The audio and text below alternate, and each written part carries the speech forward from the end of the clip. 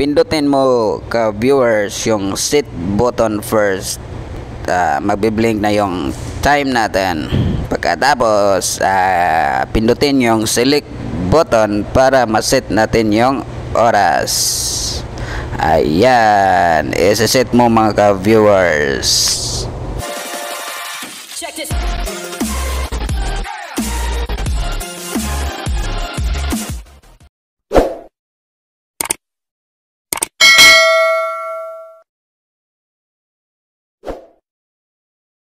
Maraming nagtatanong sa atin kung paano nga ba ang proper resetting sa ating time sa Honda Airblade 150, kasi kadalasan kapag nag-change kayo ng battery, marireset yung oras sa ating display. So kung hindi mo pa alam, dapat panoorin mo to, yung video na to, para pagkatapos alam mo na ang resetting sa time on display sa ating Airblade 150. Pero bago ang lahat, shout out muna tayo sa ating mga viewers. Shout out kay Arnel Adlawan nga gwapo kaayo, kay Bish at kay Lortem Vlogs. Sana manood kayo ni Lortem Vlogs. Bago ang lahat mga viewers, kung hindi pa kayo na-subscribe, mag-subscribe na kayo para lagi kayong update sa mga bago kong video. I-comment nyo sa comment section kapag meron kayong mga katanungan.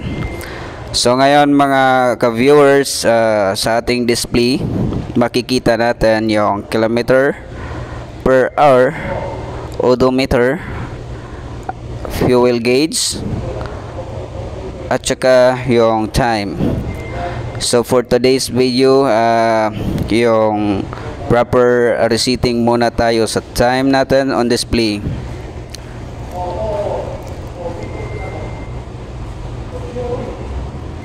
Before that mga ka-viewers, off muna tayo. Pindutin yung starter kapag makita mo yung key icon at saka left and right na arrow. Kapag arrow, it means deactivated yung ating unit. Kapag nakita nyo yung key icon, it means activated yung ating unit. So pwede na natin i-on yung ignition knob.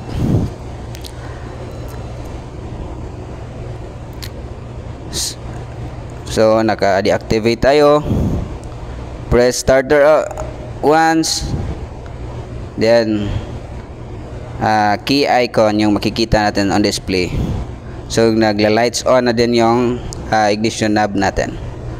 Okay, so ngayon tinatry ko muna mag-off. Yan yung indicator, so i-switch on natin. Dito sa ibaba makikita natin yung time, odometer, naka 0 reading pa tayo mga paps. So turn on natin yung unit para makita na yung odometer reading natin ay mag re-reading na kapag nag-speed na yung ating unit. Okay, kitang kita sa on display mga ka-viewers. Ayan. So nagka-ABS tayo mga ka-viewers. Kitang-kita natin on display na merong ABS one-way channel yung ABS ng ating Airblade mga ka-viewers. Okay, dito muna tayo sa ating time. Dito sa ating panel mga ka-viewers, merong dalawang button. Yung isa sa left is select at sa right is set. So ngayon mga ka-viewers, magsisit tayo ng time on display.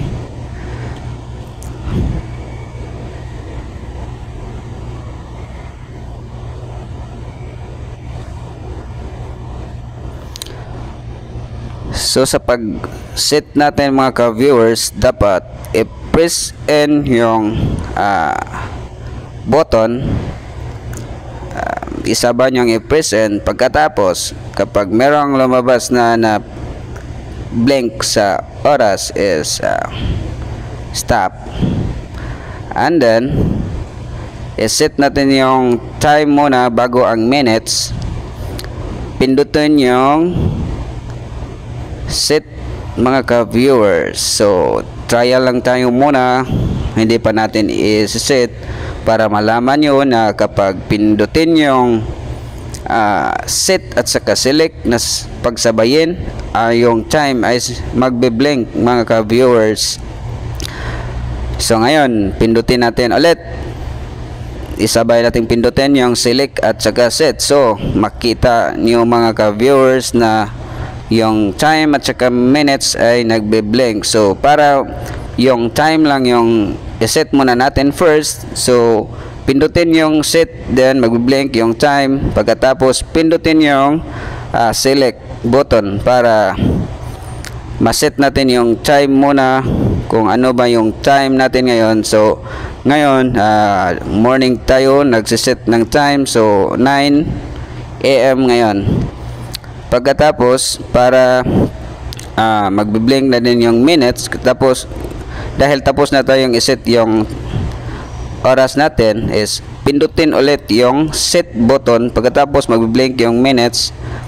Pagkatapos magbe-blank yung minutes, balik tayo sa select button para ma-set natin yung minutes na gusto natin, kung ano bang yung oras. So sabay tayong matuto dito mga ka-viewers. Huwag mag-skip para maintindihan. Ayan.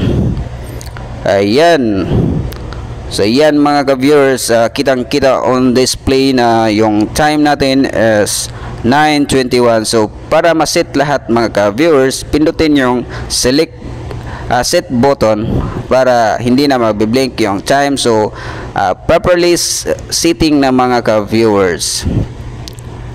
Ayan, off natin, then pagkatapos i-on. So mga ka-viewers, sana alam nyo na yung process kung ano ba paano mag-resetting ng time on display kapag hindi na na set yung time nyo. Hanggang dito lang tayo mga ka-viewers. Salamat.